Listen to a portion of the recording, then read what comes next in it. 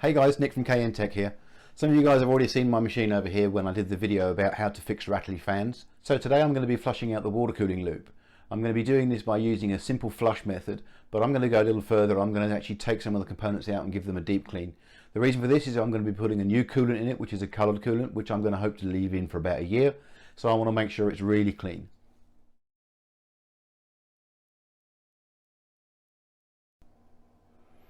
So this is my system. It's the Cooler Master HP 500 mesh. This is the one with the mesh front, so it's got much better airflow. I'm running Core i5 8600K, 2060 and 32 gig of Corsair Vengeance DDR4 2666 RAM in there. Twin radiators. So I've got the 240 at the top, which you can see right there, and I've got a 360 at the front, which you can see right there. The 360 sits behind these three fans at the front, which you will be very familiar with if you watched my rattly fan video. So the first thing I'm going to use is a catch can. I've got it marked up as waste, that way I don't get confused and use the wrong one. I've simply cut a small hole in the top, which allows me to put the pipe in there, and it means it's going to stay stable. I'm going to use distilled water or deionized water, which we get here in the UK. Distilled water is not as easy to get hold of, but deionized water is exactly the same. Well, it's very similar, it's not exactly the same. I've got a whole bunch of tube in here which I'm going to use, which is going to make life a little easier, and this is the tube that you'll see will go quite nicely in the catch can. So I'm going to be using these, and I'm going to attach it to the drain port I've got on my machine over there. I've got my iFixit kit. Basically I need that just to make sure I can get anything out I need to get out, screws for the fans and what have you. A small funnel with a water cooling fitting on the bottom, which means it's going to be a lot easier to put it in the top of the radiator or the top of the reservoir and get the liquid back in again so I can flush it through. A fill bottle for when I need to fill it up again, and I've got a little cable tie here, because what I'm going to do is I'm going to take all the cables out the back of my PC apart from the power cable, just going to hook them up with a little Velcro tie, and most importantly a power cord jumper. So this basically is the jumper which goes onto my power supply, which means when I switch it on at the back of the case, the power will then run the pumps and run the fans, but more importantly it's the pump I'm interested in. If you don't have a jumper, you can simply use a piece of wire and jump the green and the black cable from your power supply. However, if you have black power cables, don't start sticking things in there because you're not quite sure exactly which ones you're going to be jumping. Okay, so that's basically the start of it, so let's get on with it. Okay, you can see here I've taken the 24 pin away from the main board, and I've put my jumper on the end here. You'll see I'm using a little 90-degree bend. This is just enables me to get the cables in a little bit tidier, a little bit easier, and there we can see there's the jumper right on the end of that. That now means that when I switch the power supply on, the pump and the fans run, but nothing fires up.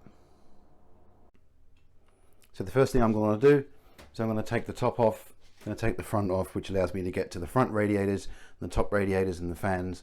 I'm also going to take the back panel off because that's where my drain port is.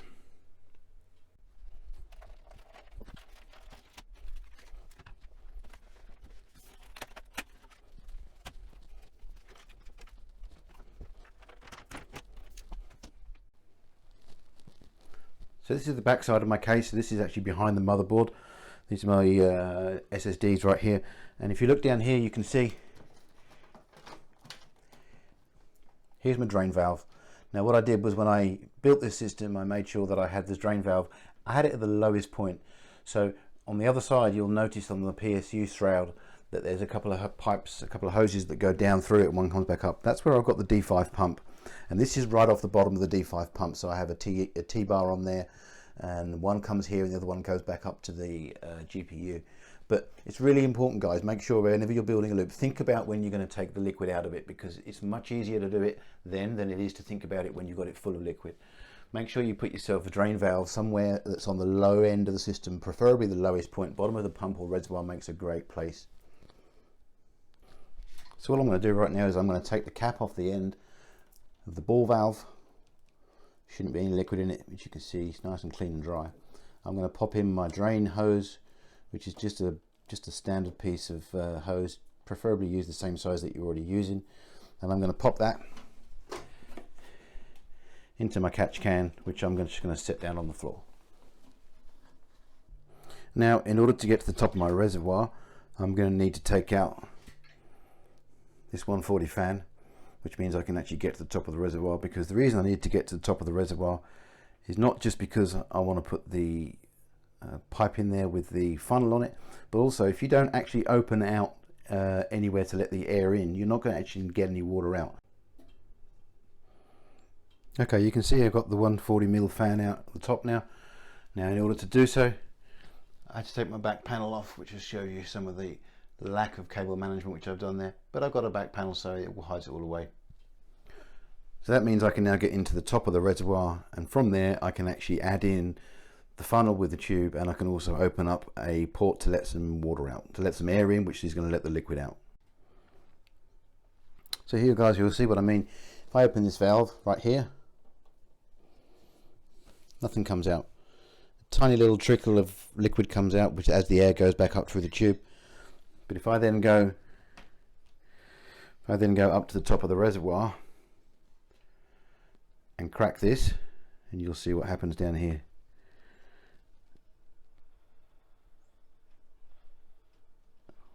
All the water starts coming out. Okay, so what I've done is I've taken off one of the caps on the top of the reservoir, and I've put in my funnel with my little short hose on it.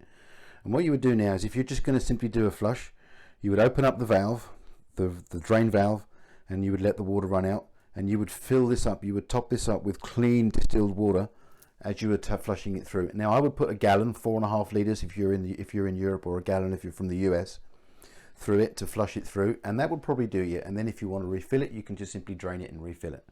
What I'm going to be doing is I'm going to be doing a deep clean, so I'm going to drain all the liquid out of it, and I'm going to take the components apart, and I'm going to give them a good clean, and I'm going to put them back together again. Okay, so I've now drained most of the fluid out, pretty much all the fluid out of my loop. There's probably going to still be a little bit of residue in the top radiator there and in the front radiator, but what I'm going to do is I'm going to take them out, and I'm going to make sure I keep them upright so that the ports stay at the top. That way they shouldn't get any kind of leakage or seepage and what have you. But just in case, always have some paper towel on hand, just in case. Here you can see I've taken out the front radiator and the reservoir and the top radiator as well. And here's a better look at the power supply shroud down the bottom. You can see the two pipes going down, and you can see, if you look from the side, there's the pump sitting underneath in the basement. So I'm going to go ahead and clean all these parts and reassemble it, and the next shot we should see it all back in one piece.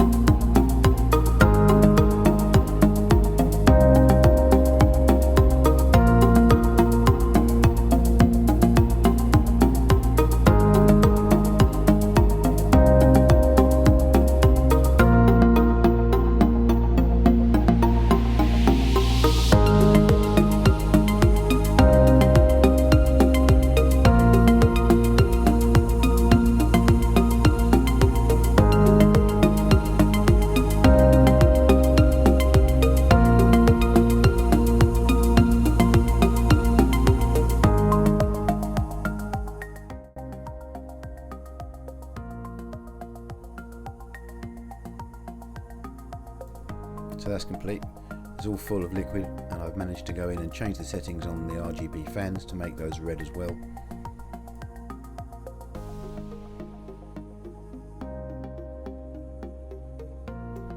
And that includes the ones on the front.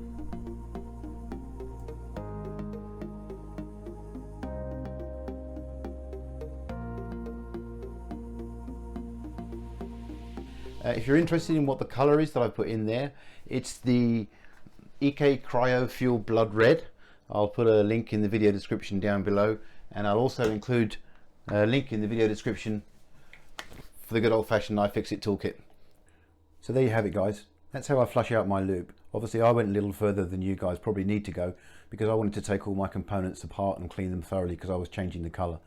Most often than not, you normally just get away with a flush. So don't forget to crack that little tap on the drain pipe, so it's just trickling out into your catch can. Then what you can do is you can then pour the water into the reservoir as it's trickling through, and once you've run about 4.5 litres or a gallon through it, that's going to pretty much flush out any colour that's in there. Thank you very much for watching, guys. Don't forget, sound off in the comments below. Hit the thumbs up if you like the video, hit the thumbs down if you don't like the video. Don't forget to subscribe and turn notifications on, and that way you can see when the next video comes up. Thanks for watching, guys, and I'll see you on the next one.